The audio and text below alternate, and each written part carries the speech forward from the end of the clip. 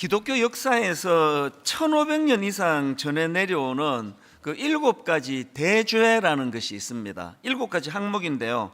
교만, 시기, 탐욕, 탐심, 분노, 정욕, 나태, 이 7가지를 이제 기독교 역사적으로 이제 절대로 이것은 방치하면 안 되는 죄들이다. 그렇게 이제 7가지로 항목을 나눈 게 있습니다. 신원화 교수님께서 쓰신 죽음에 이르는 7가지 죄라는 책에서 이제 이 7가지를 다루는 것을 제가 봤는데요. 왜 이 7가지 죄목에다가 대죄라는 표현을 쓰는지를 이렇게 설명을 하는 글을 읽었습니다. 왜 7가지 항목에다 대죄를 붙이는가 하니까 이 7가지 죄는 모든 죄의 근원이 되기 때문이다. 그러니까 오늘 예수 믿는 저와 여러분 모두가 다 이 모든 죄의 근원이 되는 이 7가지에 대해서 항상 경계하고 또 주의하고 하나님 은혜를 구해야 되는 겁니다. 교만, 시기, 탐욕, 탐심, 분노, 정욕, 나태.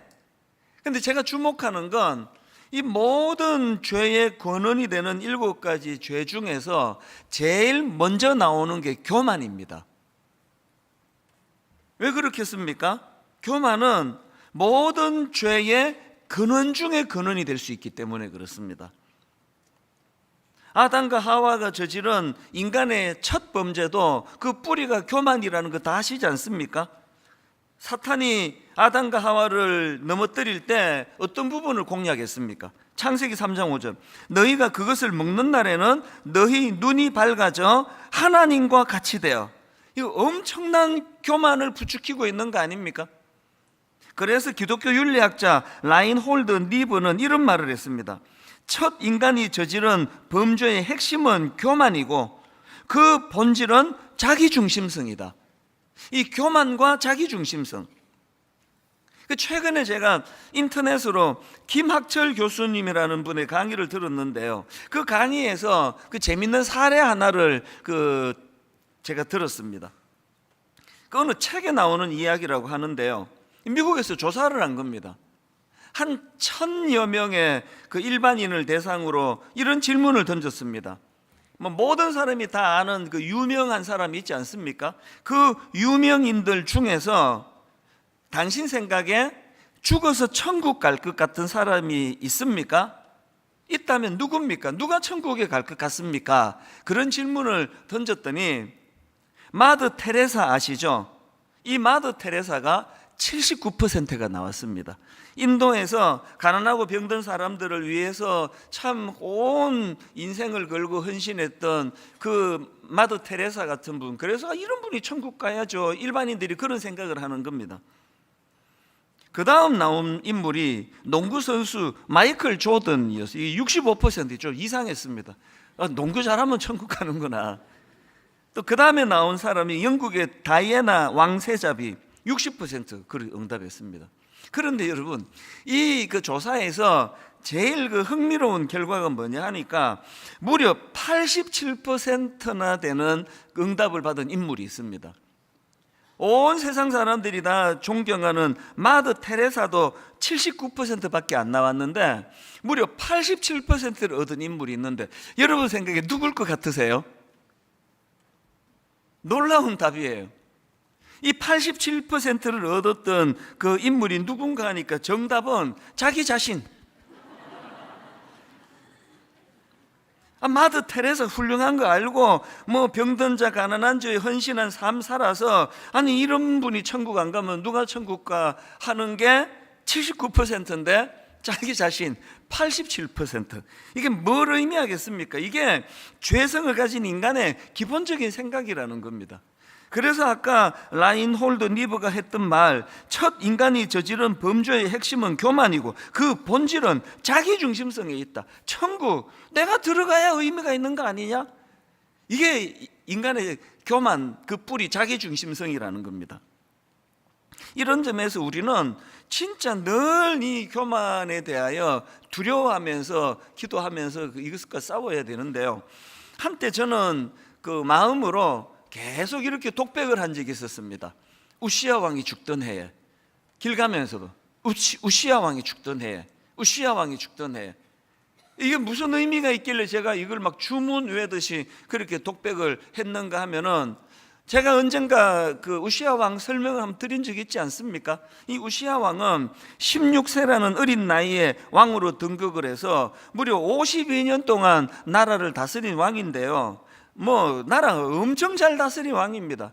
정치를 얼마나 잘하고 나라를 얼마나 잘 다스렸는지 이제 영토가 점점 확장이 되고, 그래 어떤 사람들은 이 우시야 왕이야말로 제2의 다윗 왕이다, 그럴 정도로 평판이 좋았던 인물이에요. 여러분 그거 아시죠? 이렇게 조금만 인정을 받고 조금만 잘하면 바로 찾아오는 거 하나 있는 거, 그 교만. 이 우시야 왕은 너무나 잘 나가던 왕이었는데요, 말년에 교만이 찾아와 가지고 저주를 받아서 죽은 인물입니다. 역대하 26장 16절에도 보니까 그가 강성하여 짐에 그의 마음이 교만하여 악을 행하여. 저는 이 공식이 진짜 두려워요. 이 공식 원인, 그가 강성하여 짐에 결과 그 마음이 교만하여 악을 행하여. 초심을 지키는 게 얼마나 어렵습니까? 그래서 제가 계속 그 독백을 한 겁니다. 교회가 이제 어느 2, 3년쯤 지나면서 막 성도들이 확 이렇게 몰려드는 그런 시기가 있었는데, 그때는 저를 아끼는 분들이 막 찾아와서 저에게 조언을 했습니다. 너 교만하지 마라. 너 교만해지면 안 된다.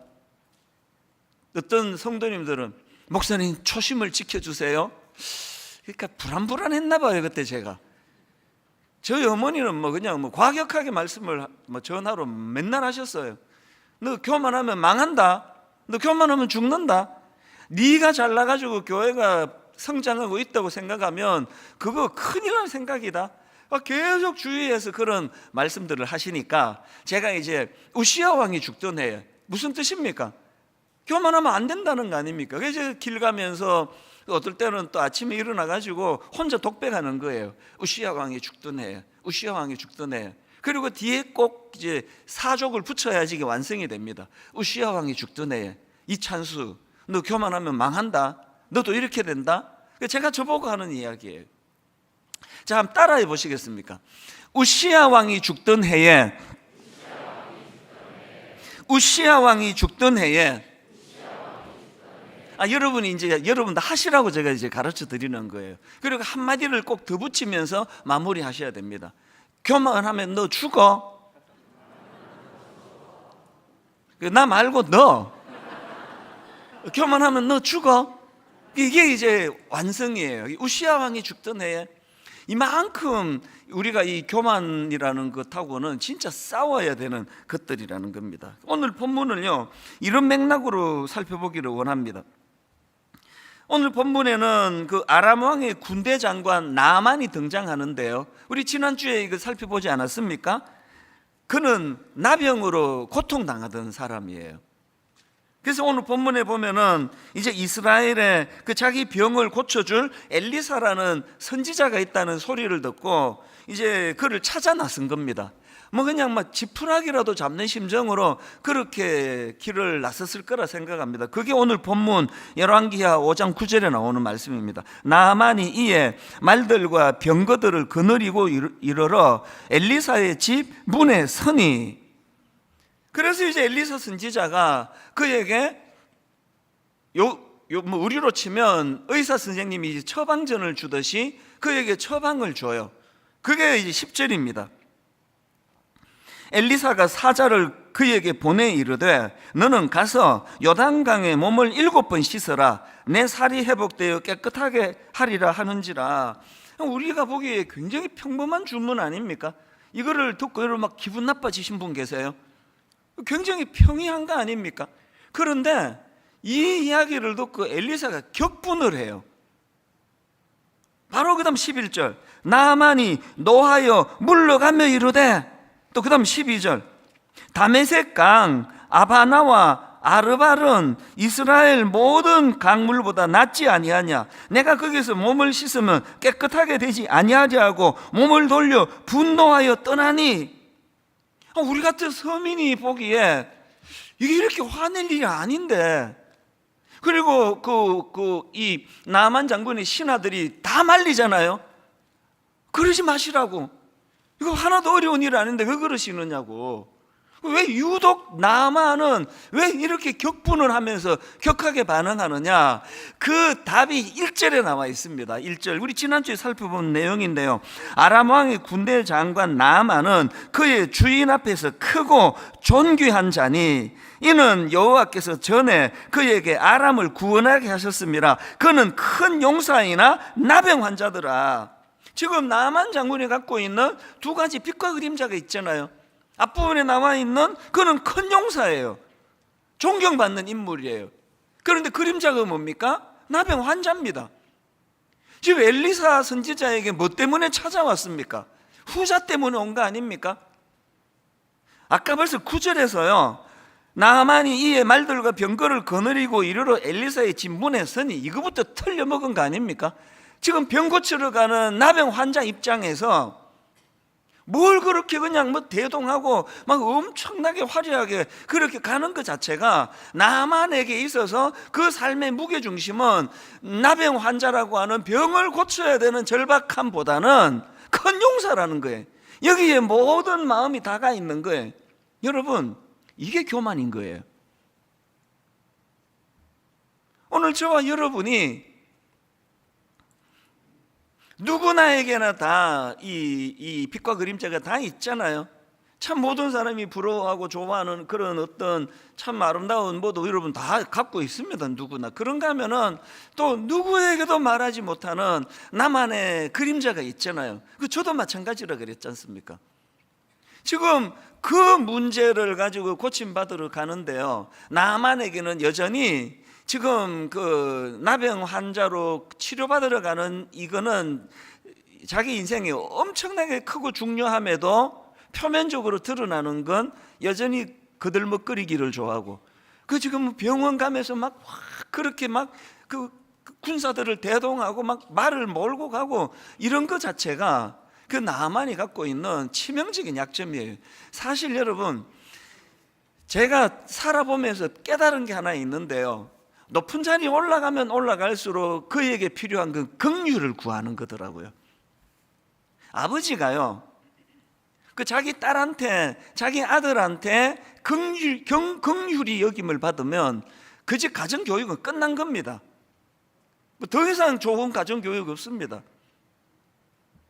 우리 큰딸이 좀 유난히 정이 많아요. 그래서 얘는 항상 저를 좀 안쓰럽게 봐요. 그래서 뭐 어디 갔다가 와도 오면은 그냥 막 이거 목 이게 왜 이렇게 딱딱하냐 그러면서 막 목을 풀려고 그러고, 그리고 뭐 항상 이렇게 나갔다 오면 그 새우깡이라도 하나 사갖고 오는 건 큰딸이에요. 우리 아빠 맨날 이렇게 수고하는데 그래서 큰딸에 대해서는 내가 별로 걱정을 안 합니다.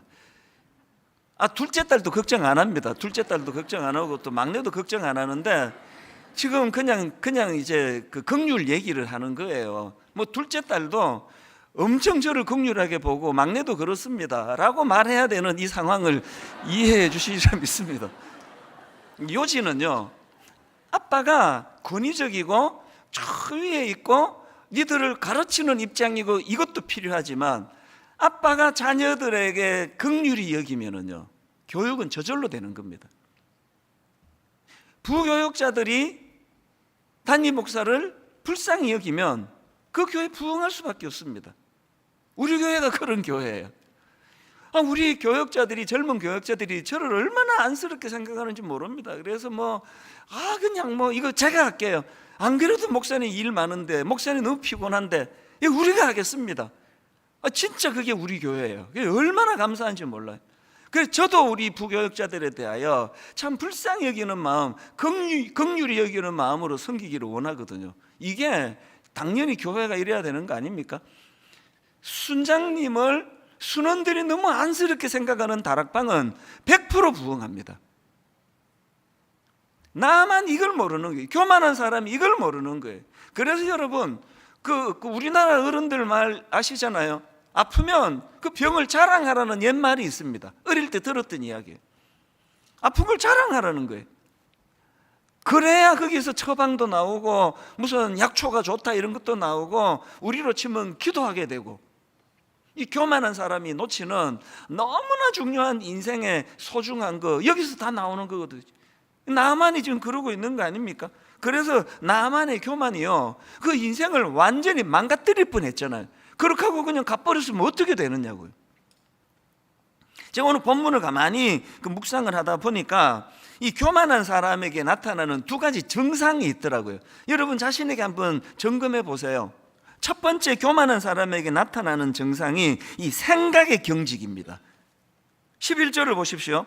나아만이 노하여 물러가며 이르되 내 생각에는, 그 생각 한번 들어보세요.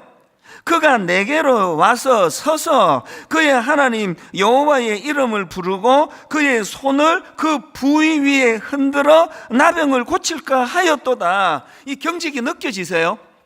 아니 지금 병 고치러 온 환자 입장에서 이런 태도면 어떡합니까? 자기가 원하는 그 방식대로만 안 하면 안 된다 그럴 때 어떻게 병 고쳐줄 수 있느냐고요. 이 생각의 경직이에요. 이게 왜 위험한지 아십니까?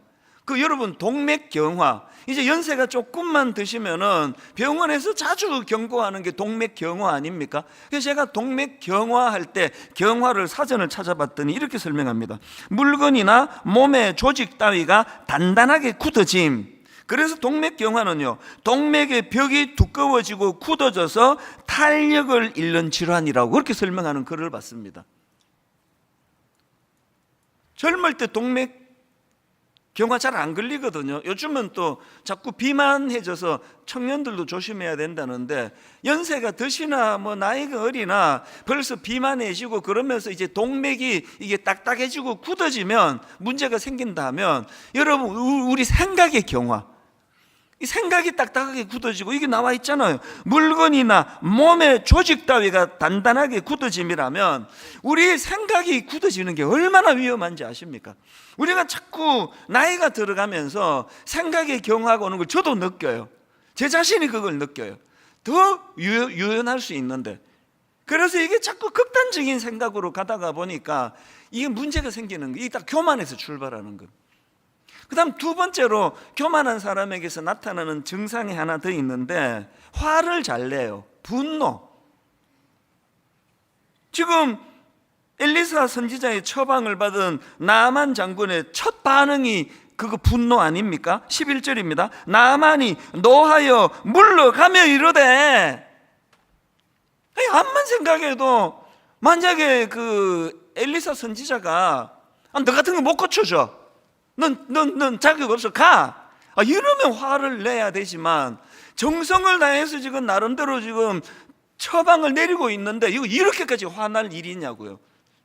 교만하니까 생각이 경직되고, 생각이 경직되면 상대방한테 자꾸 화가 나는 거예요. 제가 특이한 제목의 책을 한 권 알고 있는데요, 책 제목이 이렇습니다. 개소리에 대하여. 제목 보고 가벼운 책이라고 오해하시면 안 됩니다. 이 책은요, 보통 사람들이 권하지 않아요. 굉장히 어려운 책이에요. 그리고 세계적으로 알려진 미국 프린스턴 대학교 철학과 명예 교수가 쓴 책입니다. 제목이 되게 좀 우스꽝스럽잖아요. 이 사람이 이렇게 쓸데없는 소리 할 때 개소리 하지 마라. 이 책 제목이 개소리에 대하여. 제가 이제 우리나라 김경일 교수라는 분이 풀어 쓴 짧은 강의를 제가 들었는데요, 그 강의에서 설명하기를 이 책 저자가 말하는 최악의 개소리를 우리나라식으로 설명하면 어딜 감히, 이거라는 거예요. 어딜 감히. 그 강의 내용을 한번 들어보십시오. 어딜 감히라고 자주 이야기하는 사람은 왜곡된 나르시시즘을 가지고 있는 사람입니다. 이런 나르시시즘은 실제로 나는 너보다 잘났어, 혹은 나는 너와 본질이 다르게 태어났어, 이런 생각으로부터 시작됩니다. 개소리 하는 게 어디서 나온다고요? 교만에서 나오는 거예요. 그래서 튀어나오면 뭐 어딜 감히 나한테. 요즘은 그 소리 잘 안 듣는데 옛날에는 싸우다가 이런 얘기 많이 들었습니다. 너 내가 누군지 알아? 그 알면 싸우겠습니까? 제가 그 30대 중반에 의경한테 티켓을 한번 받으면서 그때 생각하면 이게 지금 한 20년 가까이 지난 적인데 얼굴이 화끈거려요. 막 이제 나는 그 교통위반 안 했다, 거기는 티켓 끊겼다 그러다가 내가 이런 말이 툭 튀어나와. 너 몇 살이야? 내 부끄러워 죽겠어요 이거. 그 지금 이게 누가 옳으냐를 따지는데 나이 이야기가 왜 나오느냐고요. 이게 개소리예요. 이게 어딜 감히. 이게 교만에서 나오는 거 아닙니까? 이게 참 이게 고민이 그거예요. 이게 자꾸 나이 들수록 그 우리나라에서 주로 많은 이 병 아시죠? 섭섭병. 아니 자꾸 옛날에는 없었는데 그게 워낙 이제 뭐 교양과 인격으로 억눌러서 표현은 안 해요. 어딜 감히 이런 말을 저는 안 하지만 마음에서 나와요. 어딜 감히. 너 몇 살이야? 이게 참 고민입니다. 그래서 여러분 우리가요 계속 이게 나이가 들수록 동맥경화가 오듯이 생각의 경화가 오기 쉽다는 걸 기억하고 진짜 노력을 해야 됩니다. 그래서 제가 저를 경고할 때마다 이제 막 아까 같이 뭐 우시아 왕이 죽던 애 이런 것도 있는데 최근에 노래로 제가 저를 만들었습니다. 자꾸 섭섭해지니까. 그래서 제가 굉장히 짧은 노래예요. 바램은 죄가 될 테니까. 그게 다예요. 사실 이게 작사가가 이런 뜻으로 한 게 아닌데 저는 그걸 따가지고 모든 바라는 것은 다 죄다. 기대하지 말자. 바라지 말자. 막 굉장히 제가 애를 씁니다. 저는요 꿈이 있는 거 다 아시잖아요. 저는 곱게 늙기를 원해요. 저는 아름답게 늙기를 원합니다. 전 추해지고 싶지 않아요. 그게 제일 걱정이에요. 자꾸 추해질까 봐. 그래서 제가 막 지금도 다짐해요. 우리 집 애들은 뭐 다 이제 뭐 20대 초반부터 중반까지밖에 없는데 벌써부터 계속 마음으로 애들을 볼 때마다 속으로 노래합니다. 바램은 죄가 될 테니까. 얘들한테 절대로 안 바란다. 없는 걸로 치겠다. 내 의무만 하겠다. 왜 계속 다짐을 합니까? 기대하면은 다 상처예요. 뭐 이 나이 들수록 이게 섭섭병이 많아지는데 뭐 바램은 죄가 될 테니까 이런 노래 100번 불러도 소용없고요. 뿌리로 가야 돼요. 교만을 제거해야 됩니다. 교만을. 내 마음 안에 꿈틀꿈틀거리는 이 교만이 그게 아까 그 개소리. 너 나 누군지 알아? 어딜 감히. 이게 그 유명한 스탠포드 대학 프린스턴 대학 철학과 교수가 만든 책입니다. 개소리라고. 오늘 저와 여러분이 하나님 앞에서 이 나만의 모습에서 우리의 모습을 찾아내고 이거 문제를 가지고 하나님께 나가야 된다는 겁니다. 이렇게 나만이 이런 정상들을 가지고 이제 하나님 앞으로 나아갔는데 참 나만이 부러워요. 겉으로 드러나는 나병만 고친 것이 아니고요, 그 근원적인 문제를 하나님이 고쳐주셔서 완전히 전인격적인 변화가 일어나는 게 오늘 본문의 나만입니다. 그래서 제가 부러운 마음으로 본문을 묵상을 하다가 오늘 우리 모두가 다 오늘 본문에서 우리가 하나님의 일하심을 방해만 하지 않으면 하나님의 일하심에 나타나는 두 가지 굉장히 중요한 요소, 이걸 좀 나누고 싶습니다. 여러분, 하나님의 일하심 첫 번째가요, 맞춤 처방이에요. 이걸 본문에서 제가 발견하고 굉장히 제가 감동했습니다. 이게 무슨 소리냐? 자, 10절을 한번 보십시오. 엘리사가 사자를 그에게 보내 이르되 너는 가서 요단강에 몸을 7번 씻어라, 이런 주문을 하거든요. 성경에요, 이 나병을 고치는 건수가 여러 건 나오잖아요. 구약에도 있고 신약에도 있는데 여러분 한번 뒤져보세요. 나병을 고쳐주시면서 요단강에 가서 7번 씻으라는 주문은 이게 전무후무예요. 유일합니다. 그래 내가 맞춤이라고 이야기하는 거예요. 아니 왜 한 번도 이런 시도를 성경에 기록한 걸 본 적이 없는데 왜 유독 나만에게는 7번 가서 씻어라. 그것도 요단강에 가서 그렇게 명을 하실 수밖에 없었느냐? 이게 바로 나만에게 필요하기 때문이에요. 뭐가 필요합니까? 그러하여금 이 교만을 끄집어내기 위한 하나님의 맞춤 교육이라는 거예요.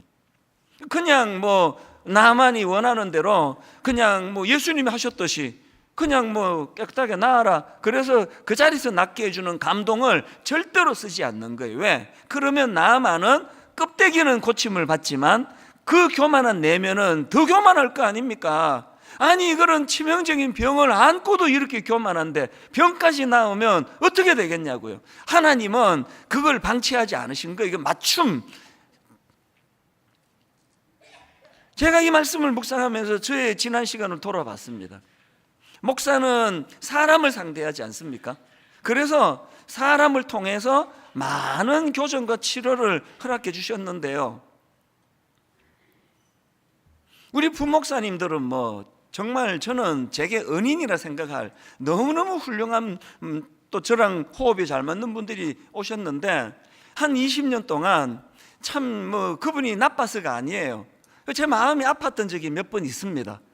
그래서 내가 저 목사님을 청빙한 걸 후회한 적도 있고, 너무너무 마음이 쓰라려가지고 그렇게 그 슬럼프가 올 정도로, 제 아내에게도 누군지 얘기 안 해요. 그래서 참 그분을 내가 원망한 적이 많았거든요. 지금 돌아보니까요, 하나님은 그 젊은 사역자를 제게 보내주셔서 저를 다듬어 주신 거예요. 이게 맞춤 처방입니다. 여러분, 집에 그 사춘기 유난히 심하게 하는 아들이 있으면요, 이것 때문에 내가 죽겠어. 오늘 생각을 바꾸세요. 하나님께서 그 아이를 여러분 집에 보내주셔서 여러분을 다루고 계시는 거예요. 그래서 사춘기 심하게 하는 아이, 중2병을 심하게 앓는 아이를 한 둘 이렇게 거친 집에 부모는 성자예요. 얼굴에 광채가 납니다. 부부 그렇게 고르고 골랐더니 참 골라도 내가 어떻게 이런 남자를 골라가지고, 그때 우리 엄마가 반대할 때 내가 내 눈을 찔렀죠. 이런 분 계시죠? 생각을 바꾸세요. 그 남편은요, 맞춤, 아까 이렇게 말하니까 거의 공감을 안 해가지고 참 난감했지만 그래도 하겠습니다. 맞춤 처방으로 하나님이 그 사람을 보내주신 거예요. 그 아내도 마찬가지입니다. 동의 안 할 줄 알았습니다. 다락방으로 넘어갈게요. 다락방 하면은 꼭 여러분 마음을 상하게 하는 사람 한둘 배정이 돼 있다고 말씀드렸잖아요. 아무도 없으면 자기가 지금 모든 사람 앞에 그 사람이에요. 왜 다락방에 그분이 필요하다고요? 왜 하나님은 나만을 고쳐줄 때 그를 격분시키는 그 처방으로 해야 된다고요? 전인격적인 치료가 필요해서 그렇습니다. 그런가 하면은 두 번째로 하나님의 일하심 안에는요, 하나님께 집중하게 만드시는 하나님의 목표가 있습니다. 오늘 15절을 한번 보십시오. 나만이 모든 군대와 함께 하나님의 사람에게로 돌아와서 그의 앞에 서서 이르되 내가 이제 이스라엘 외에는 온 천하에 신이 없는 줄을 아나이다. 또 17절 나만이 이르되 그러면 청하건대 노새 2마리의 실을 흙을 당신의 종에게 주소서. 이제부터는 종이 번제물과 다른 희생제사를 여호와 외에 다른 신에게는 드리지 아니하고 다만 여호와께 드리겠나이다. 여러분 한번 생각해 보세요. 그 요단강에가 7번 씻으라는 처방을 내린 거는 사람이 내렸습니다. 엘리사 선지자가 내렸습니다. 그런데 지금 나만이 영광을 돌려드리는 대상은 하나님이에요. 이게 하나님 처방의 궁극적인 목표예요. 엘리사에게도 선물을 가져다 주는 인간미가 없는 건 아니지만 이 나아만이 전인격적인 치료를 하고 난 다음에 그 모든 결과의 영광을 하나님께 돌려드리는 거. 오늘 여러분 한국교회 병들었다 그러잖아요. 병든 거 맞습니다. 그리고 한국교회 병들었는데요, 치료하는 유일한 대안 하나 저 알고 있거든요. 이 하나님의 마지막 이 목표를 이루어 드리는 거예요. 인간을 자꾸 찬양하고 그 인간의 영향을 받고 오늘 누가 설교하나, 오늘 담임 목사 설교하나, 이런 것들이 고쳐지고 그 담임 목사에게 집중하는 그 에너지를 여호와 하나님에게로 돌려드리는 일이 일어나는 그때 한국교회의 병은 고쳐질 줄로 믿습니다. 아까 첫 번째, 하나님께서 그 맞춤 치료를 한다는 거, 여러분 짚고 넘어가야 되겠습니다. 나만의 변화를 제가 한번 확인해 드릴게요. 15절을 보십시오. 나만이 모든 군대와 함께 하나님의 사람에게로 돌아와서 그의 앞에 서서 이르되 내가 이제 이스라엘 외에는 온 천하에 신이 없는 줄을 아나이다. 그 다음 보세요. 청하건대, 지금 엘리사 선지자 보고 이렇게 이야기합니다. 청하건대 당신의 종에게서 예물을 받으소서. 17절에도 나와요. 나만이 이르되 그러면 청하건대 노새 2마리의 실을 흙을 당신의 종에게 주소서. 지금 그렇게 격분하면서 날 물러보고 감히 이랬던 나만의 태도가 어느 정도 바뀌었습니까? 엘리사 선지자 앞에 나는 당신의 종이라고. 이게 맞춤 하나님의 처방을 경험한 사람이 누리는 겁니다. 오늘 여러분, 이 나만의 2가지 요소 다 있거든요. 우리에게는 겉으로 드러나는 나병, 그게 경제적인 문제, 또 가정의 문제, 또 실질적으로 어떤 건강의 문제, 그게 하나 있고요. 그런가 하면 또 하나, 드러나지 않는 우리 내면의 문제. 분당 우리 교회는 예의 바르고 교양 있는 분이 많아서 대놓고 막 그냥 남 무시하고 교만하게 감히 나한테 이런 분 없습니다. 난 그게 참 좋아요. 근데 여러분, 이게 그냥 교양으로만 끝난다면, 내면이 드러나지 않는 내면이 교만으로 있다면, 분당 우리 교회는 예수님이 가장 싫어하시는 회칠한 무덤 같은 교회예요. 계속 내면에는 교만이 꿈틀거리면서 교양으로 치장해가지고 아이고 뭐 내가 했습니까? 하나님이 하셨죠. 호호호 막 이러고 있으면 이게 회칠한 무덤이에요. 그렇기 때문에 우리는 이 나만의 겉으로 드러나는 나병을 고쳐달라고 기도할 때 동시에 하나님의 맞춤 처방으로 내 인격의 변화가 있기를 원합니다. 내 내면이 변화되기 원합니다. 이 꿈틀거리는 교만을 꺾어 주시기를 원합니다. 2가지가 동시에 가야 돼요. 그리고 맨 마지막에 결론으로 하나님이 하셨습니다. 하나님께 영광을 올려드립니다. 나만이 지금 드리는 고백이 그거 아닙니까? 오늘 저는 말씀의 결론을 이렇게 맺기를 원합니다. 여러분, 오늘 설교 제목을 제가 나의 교만을 깨트리기 위해서는 이렇게 제가 잡았는데 답이 뭘까요? 문제 제기를 제가 설교 제목으로 했다면, 오늘 나의 교만을 깨트리기 위해서는 이 설교 제목에 대한 답으로요, 답이 이렇습니다. 교만을 깨트리기 원하세요? 압도하는 하나님의 임재를 경험하셔야 돼요. 압도하는 하나님의 능력을 맛보셔야 나만처럼 교만이 치료될 수 있는 거예요. 그래서 저는 고린도전서 4장 20절, 하나님의 나라는 말에 있지 아니하고 오직 능력에 있습니다. 하나님의 나라는 말에 있지 아니하고 오직 능력에 있습니다. 마지막 한 가지 포인트만 더 설명을 드릴게요. 제가 열왕기하 5장 1절을 그냥 액센트 없이 평평하게 한번 읽어드릴게요. 강조점 없이. 아람 왕의 군대 장관 나아만은 그의 주인 앞에서 크고 존귀한 자니 이는 여호와께서 전에 그에게 아람을 구원하게 하셨습니다. 그는 큰 용사이나 나병 환자더라. 이렇게 밋밋하게 읽으면 그는 큰 용사더라가 부각이 돼요. 이번에는 액센트를 넣어야 될 때를 넣어서 한번 읽어볼게요. 아람 왕의 군대 장관 나아만은 그의 주인 앞에서 크고 존귀한 자니 이는 여호와께서 전에 그에게 아람을 구원하게 하셨습니다. 그래서 그는 큰 용사이나 나병 환자더라. 나만이 깨달은 게 전 이거라고 생각을 해요.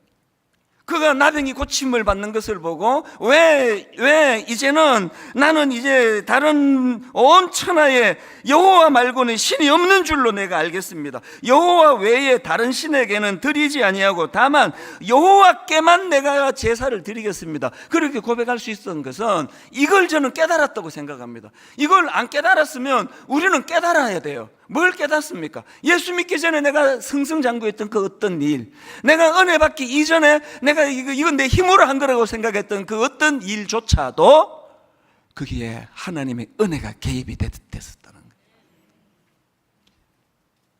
20년 전의 제 모습, 30년 전의 제 모습, 심지어는 23살 때 하나님께 삿대질을 하고 하나님을 조롱하고 대들고 그 순간에도 여전히 하나님의 은혜가 흐르고 있었다는 걸 깨달으면서부터 교만이 설 자리가 없어지는 거예요. 오늘 이 은혜가 있기를 바랍니다. 압도적인 하나님의 임재, 압도적인 하나님의 능력을 경험함으로 은혜 받기 이전에 과거에 이건 내가 한 거야, 이건 내가 한 거 맞아라고 했던 그거조차도 여기에 보니까 이는 여호와께서 전에 그에게 아람을 구원하게, 나라를 구해서 그렇게 큰 용사가 됐다고 존경받는 그였는데 알고 봤더니 그 배후에 하나님의 일하심이 있었다.